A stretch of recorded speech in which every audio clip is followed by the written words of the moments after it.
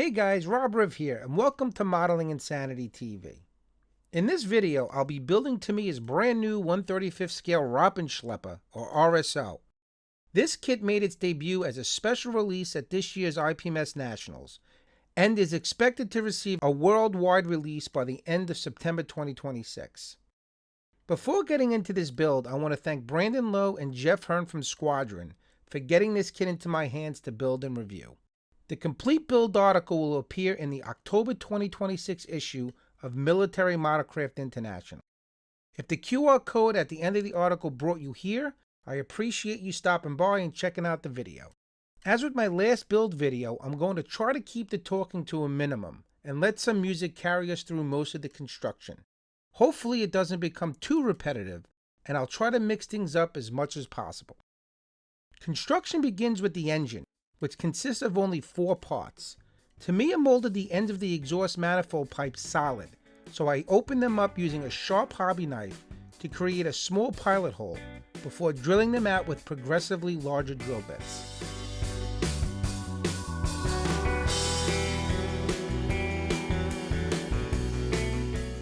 Since the exhaust will be completely hidden once the model is assembled, this correction is entirely unnecessary. But it was quick, easy, and apparently I enjoy adding details that no one will ever see.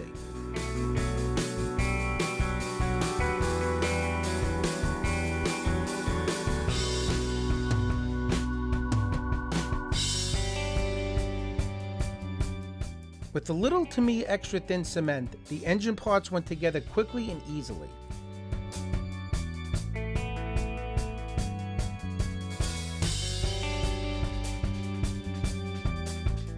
There was a slight gap at the front of the engine, which I filled with a small piece of stretched sprue, softened with extra thin cement. I forgot to film the next step, but once everything had dried fully, the repair was sanded smooth.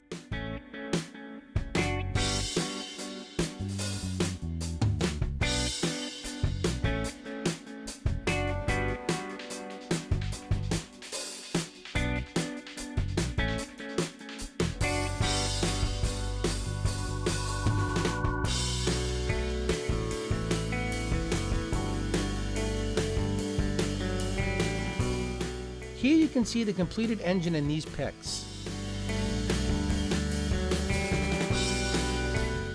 The instructions next have you add the lower hull details, including the mounting brackets, drive shaft, rear differential, and the completed engine.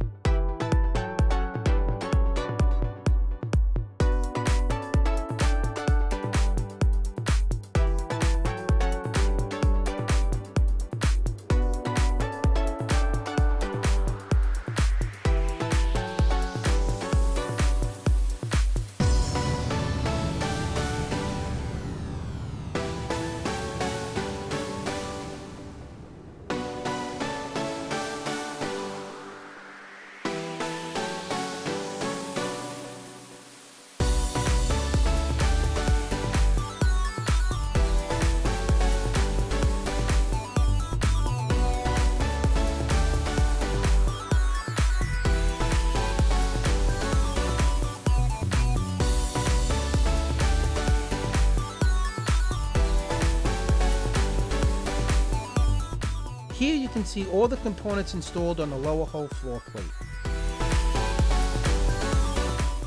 Next, I attached the lower hull sidewalls.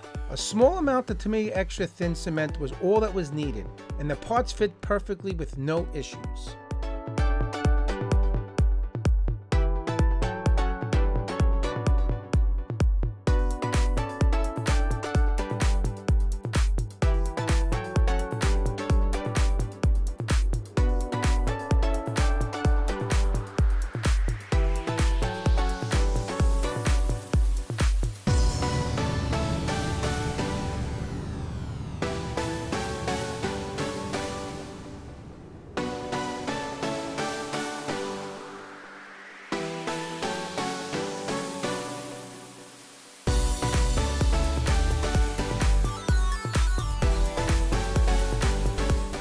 The rear brackets were added next, and once again, the fit was excellent.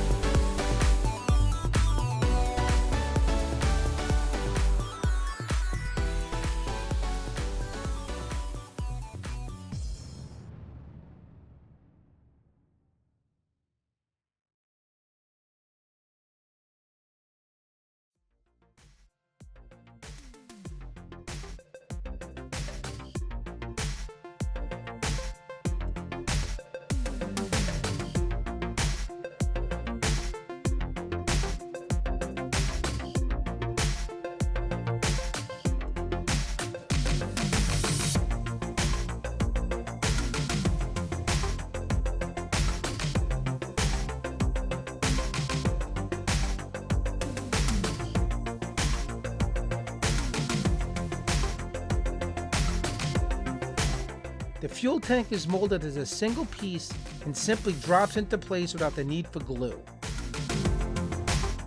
The remaining lower hull components were then installed to complete this stage of the assembly.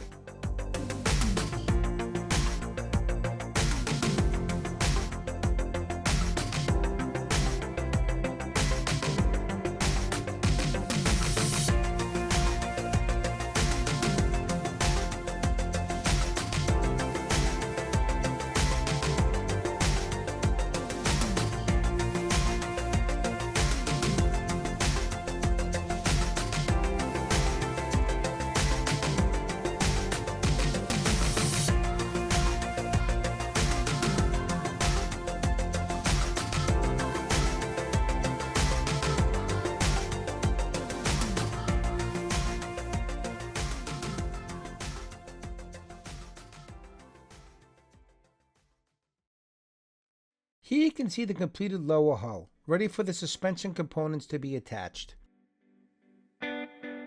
Here I'm assembling the multi-part suspension arms and mounting brackets.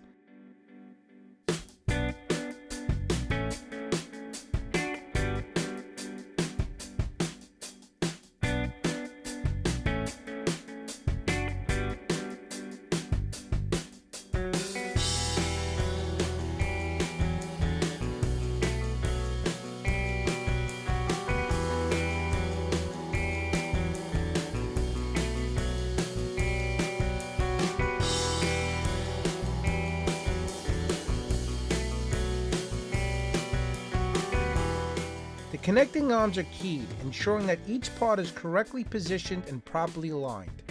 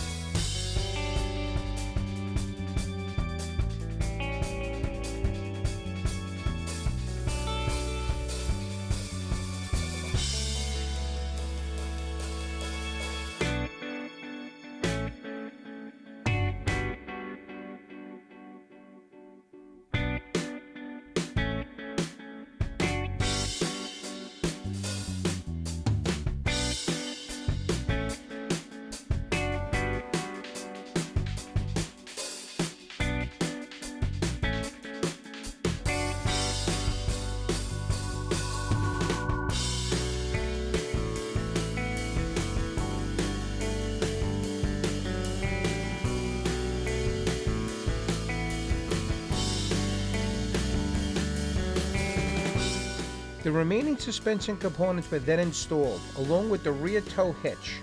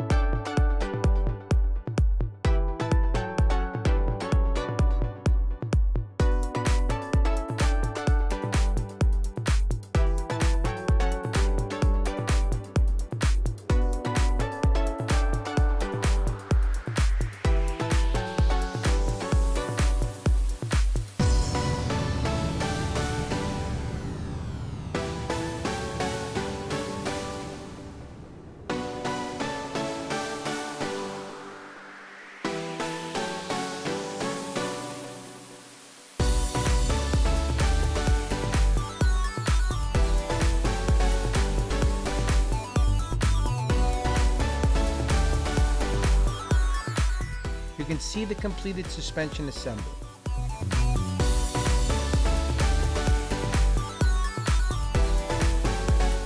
Next, the wheels were attached. The front wheel on each side of the hull features a notch along the bottom that corresponds with the forward section of the lower track run. This ensures the tracks are properly positioned and aligned during assembly.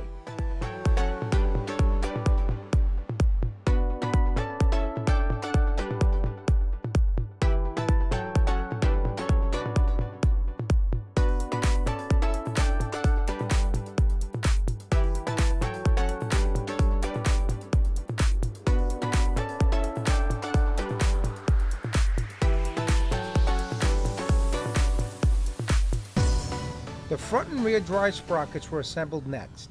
Both are key to ensure that the sprocket teeth are correctly aligned. The rear sprockets accept polycaps, allowing them to rotate while the link and limb tracks are installed. The front sprockets, on the other hand, are glued securely in place on the lower hull.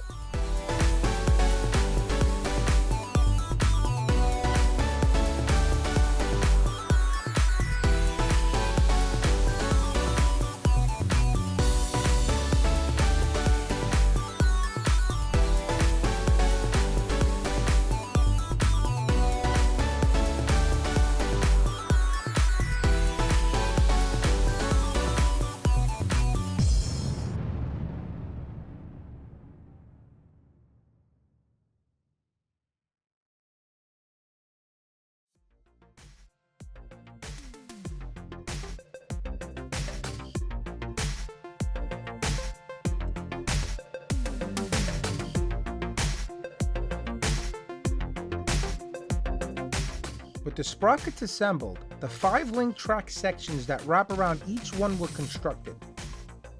I applied a small amount of Tamiya extra thin cement to the inside of the links, taking care not to let any cement bleed onto the outer track facing.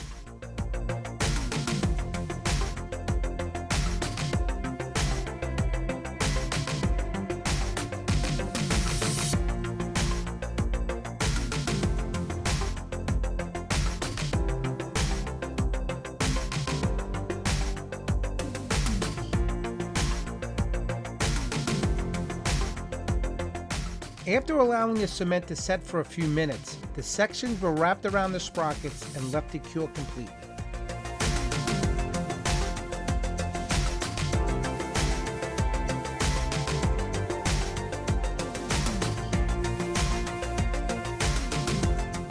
Working on the left side first, I glued the front sprocket to the lower hull and pressed the polycapped rear sprocket into place.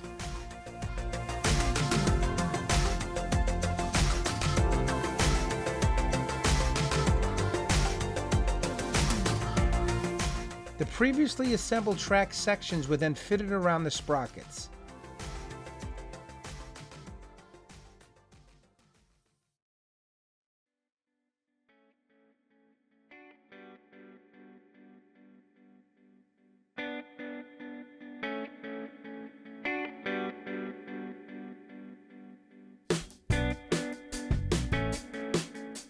Next, the lower track run was positioned beneath the wheels, making sure it aligned with the notch on the front wheel.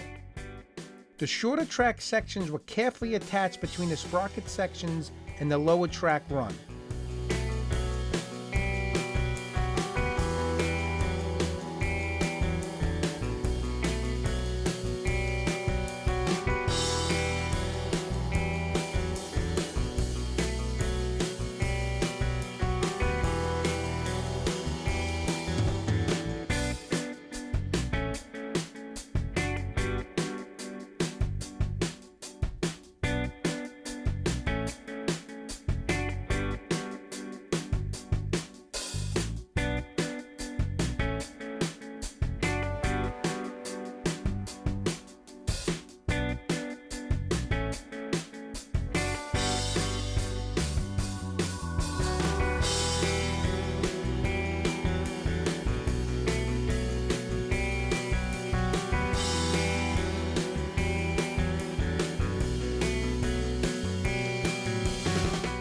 Finally, the longer upper track run was fitted between the two sprocket sections.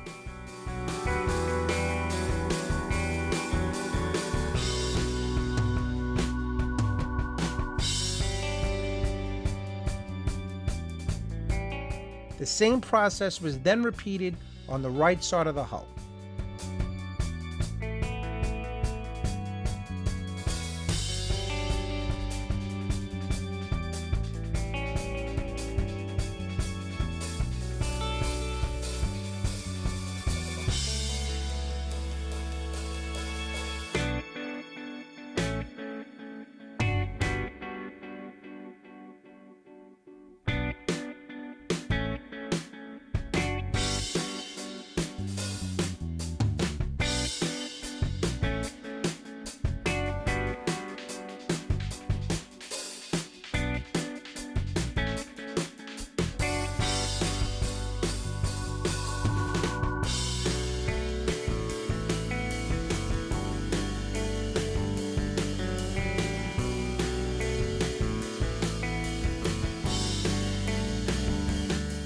Here you can see the tracks assembled and in place.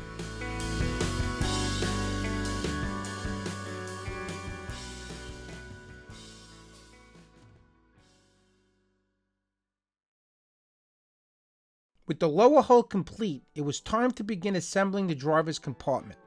This included the foot pedals, center console, seats, and steering control levers. Assembly was quick and straightforward, and all the parts fit together easily.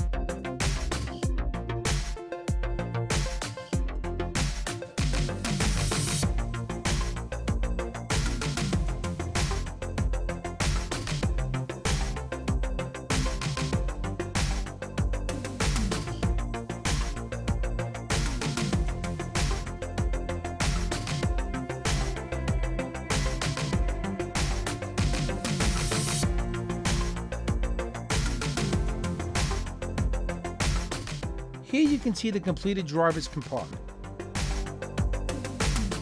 With that assembly finished, I moved on to the RSO's main cab, which Tamiya has done an excellent job of molding.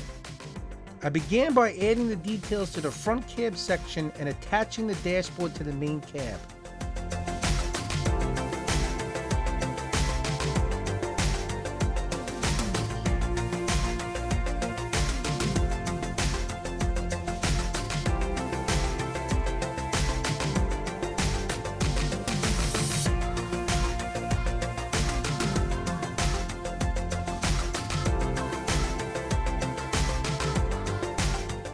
The front section was then installed.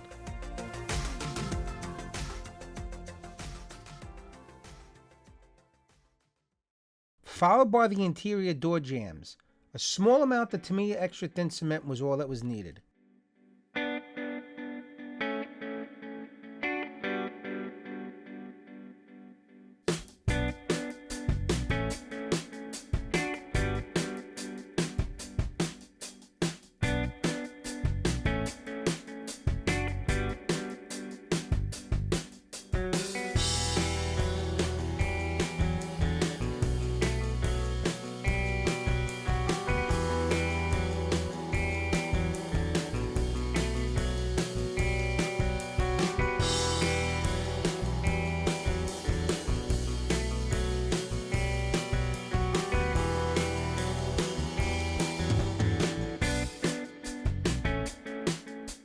Additional details were glued to the interior of the rear cab section.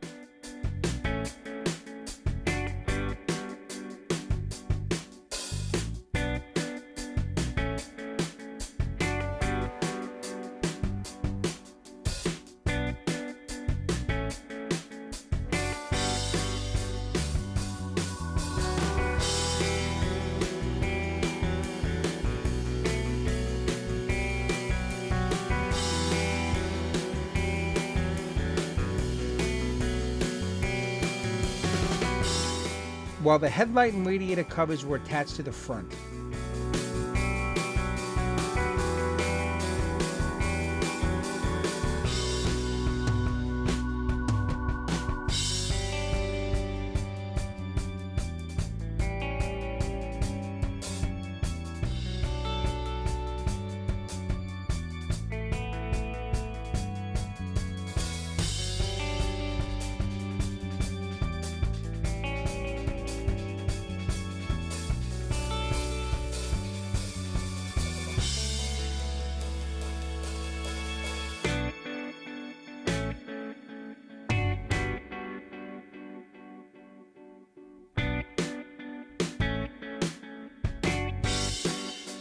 The rear section was then joined to the main cab.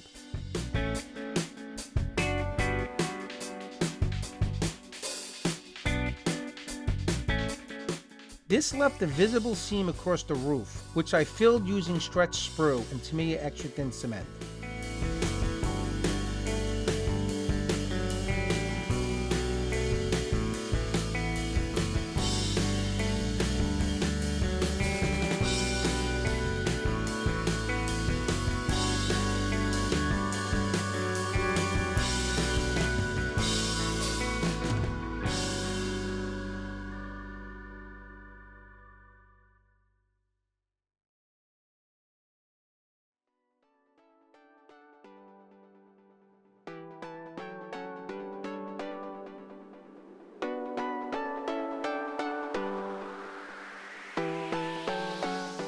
Once everything was dry, the area was sanded smooth using sanding sticks of various grits. This is a quick and easy way to fill seams and small gaps between parts.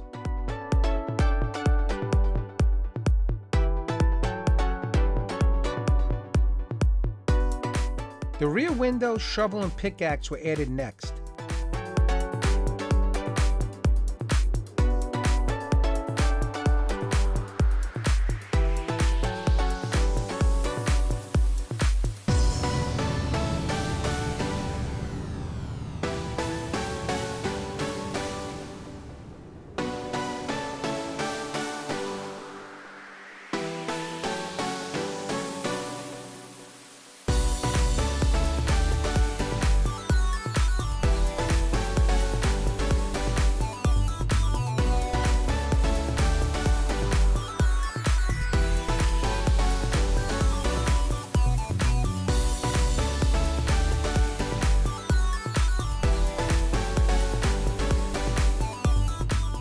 followed by the front no-tech light, windshields, and windshield wipers.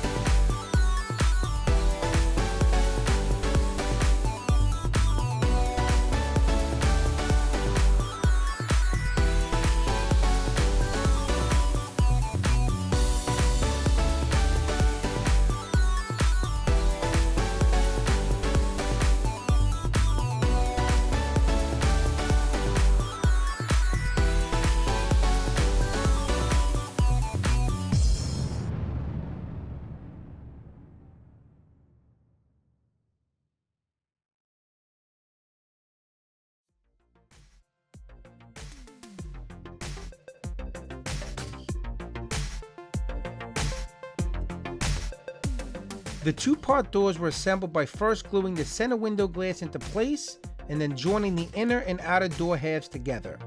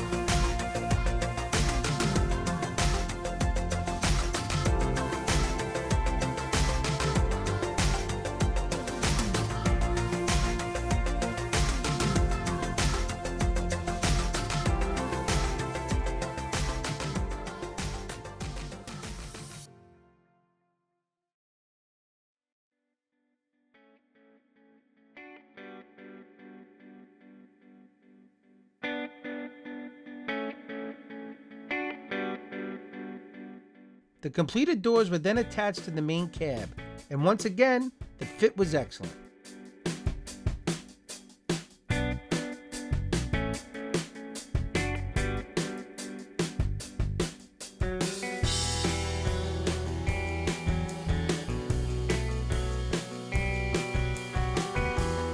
Here you can see the completed cab along with the driver's compartment.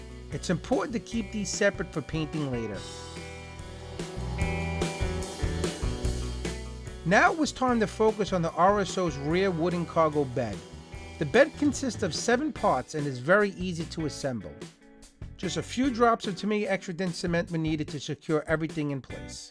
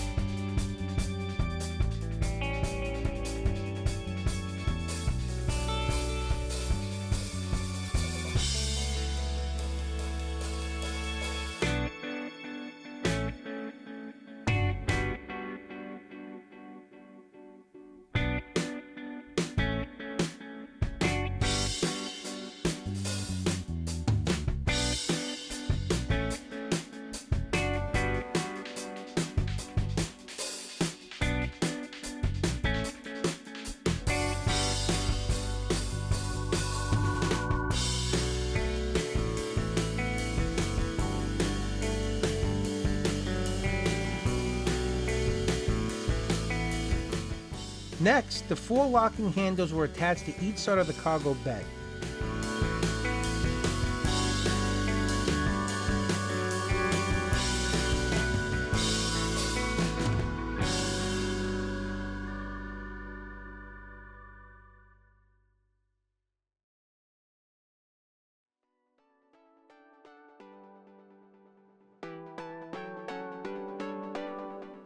The jack and its mounting brackets were then assembled and installed, followed by the rear convoy light.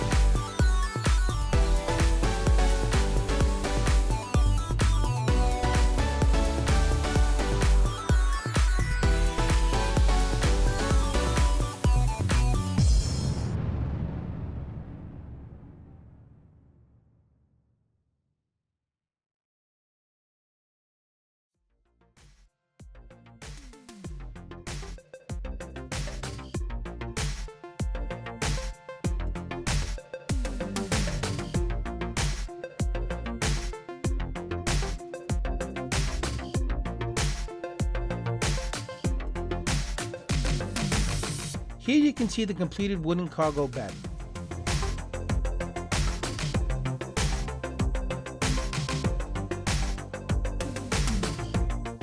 Here I'm assembling the canvas tarp for the rear cargo bed. Tamiya has done an excellent job with the molding, as the texture and folds gives it a very convincing canvas appearance. The tarp is constructed from 5 parts.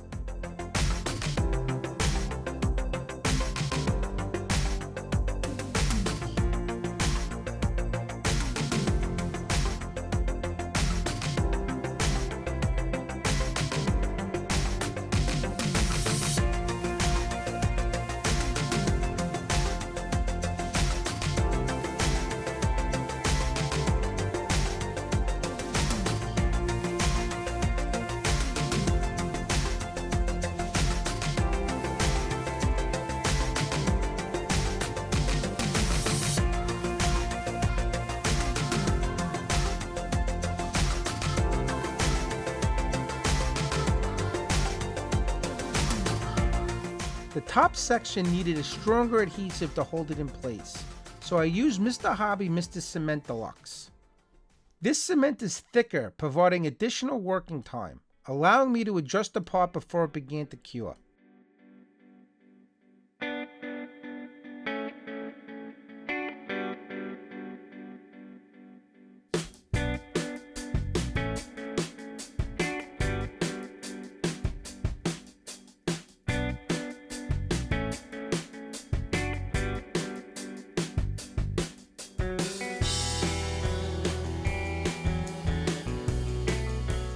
Once assembled, prominent seams were visible on both sides where the top and side sections meet, along with 2 attachment points on each side. After removing the attachment points, I added stretch sprue along the seams and applied a liberal amount of Tamiya extra thin cement to soften and blend it into the surrounding plastic.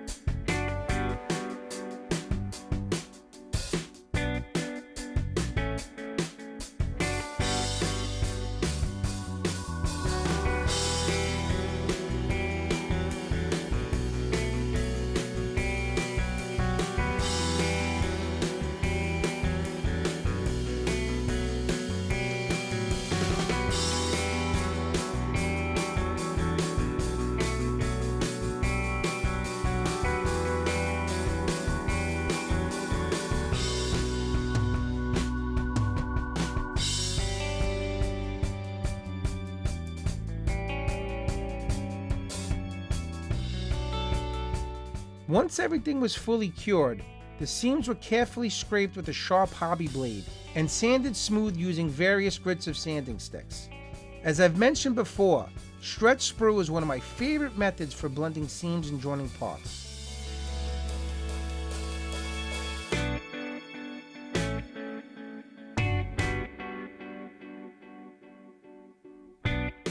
Once finished, you would never know the seams were there, and the top looks as though it was molded as one continuous piece.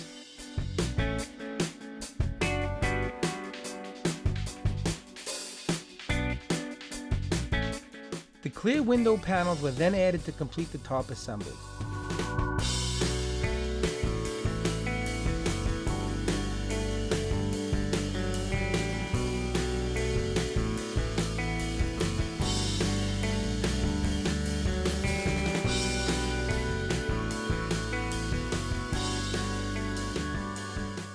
Here you can see how effectively the stretch sprue blended the sections together, giving the top the appearance of a single, continuous part. Tamiya gives you the option of using either the excellent canvas top assembly or just its support frame. The frame is very simple and consists of only 5 parts. Front and rear supports connected by 3 rails across the top. Assembly was quick and straightforward, and the completed frame can easily be removed if necessary.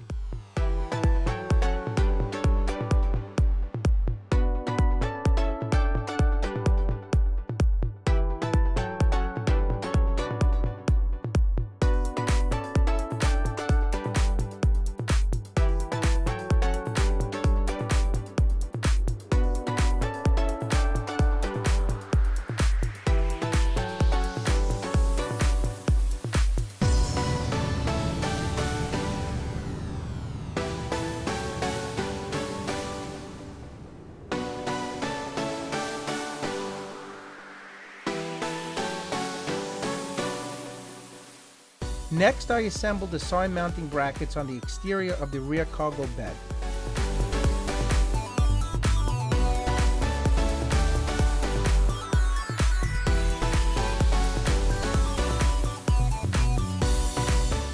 Off camera, I removed the mounting points for the grousers from the inside of the brackets and added wood grain texture using a coarse sanding stick and a sharp hobby knife.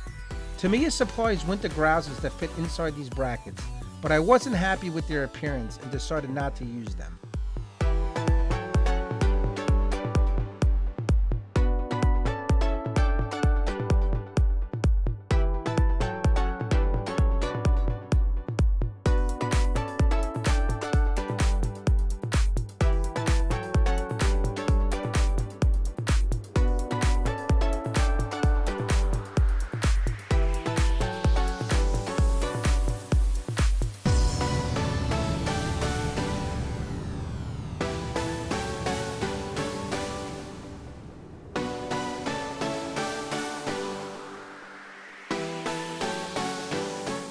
Here you can see the completed rear cargo bed with the top support frame in place. Tamiya has been doing an excellent job with 3D scanned figures lately, so I had to include the driver in this build review. In typical Tamiya fashion, the figure consists of only a few parts and assembles easily with a small amount of Tamiya extra thin cement. Once assembled, the driver fits perfectly into the cab.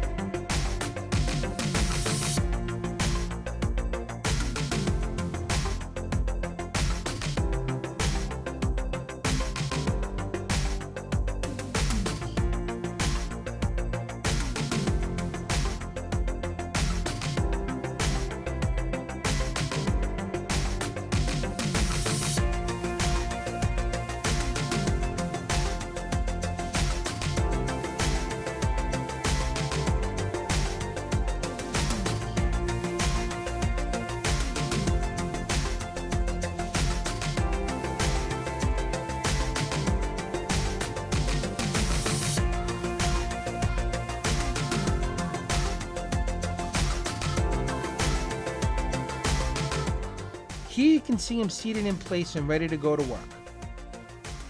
Before bringing all the sub-assemblies together, the fuel pipe was attached to the inside of the driver's compartment.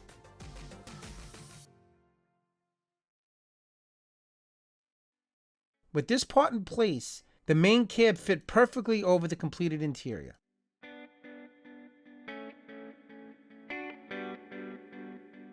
The rear cargo bed also dropped neatly into position, followed by your choice of either the canvas tarp or the removable tarp support frame.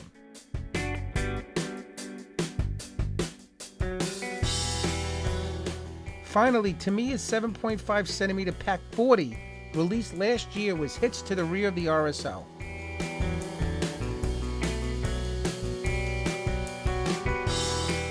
Here you can see the completed build, ready for paint.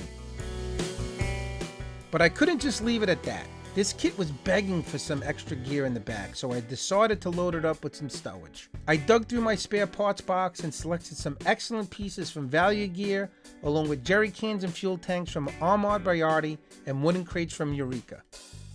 With the stowage selected, I made several tarps using Tamoya Smooth Epoxy Putty.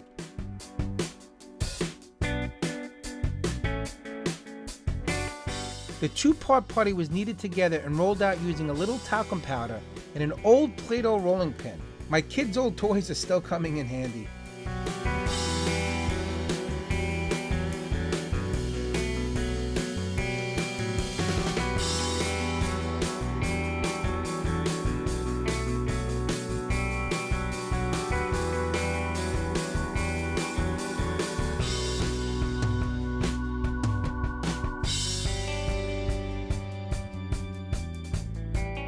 The rolled putty was cut into smaller sections and randomly folded across the cargo bed, with various pieces of stowage placed on top.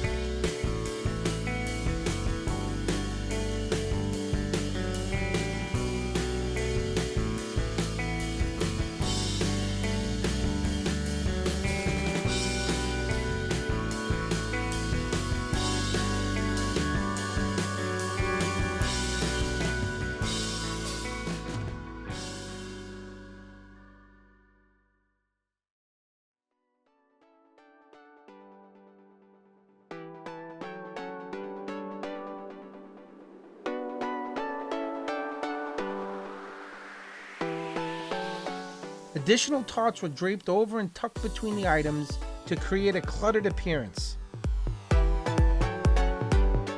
I used a wet paintbrush to press the tarps into place, remove any fingerprints, and blend them naturally around the stowage while the putty cured.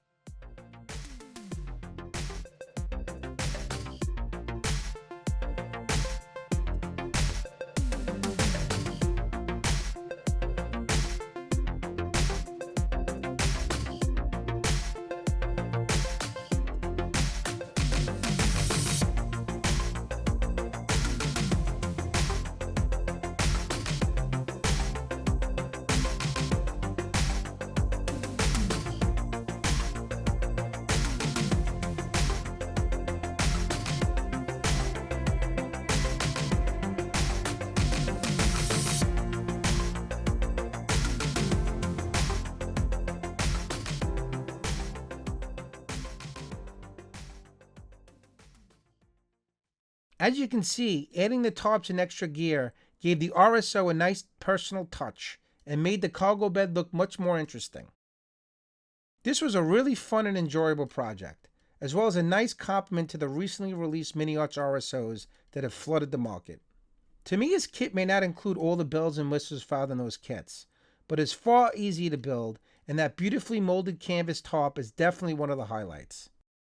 I didn't encounter a single issue during this build, and I highly recommend this kit. And on that note, I'm going to end this video with a little turntable of the finished build. All the details will be in the description below regarding all the products and tools used during the building of this kit. Like, share, and subscribe, and hit that notification bell so you never miss a new video. You can also listen to me as well as my fellow co-hosts on the Modeling Insanity podcast, which you can find on Apple, Spotify, Amazon, Google, and other hosting companies, as well as the Quarter Scale Madness podcast, which focuses on everything 1/48 scale and quarter scale models.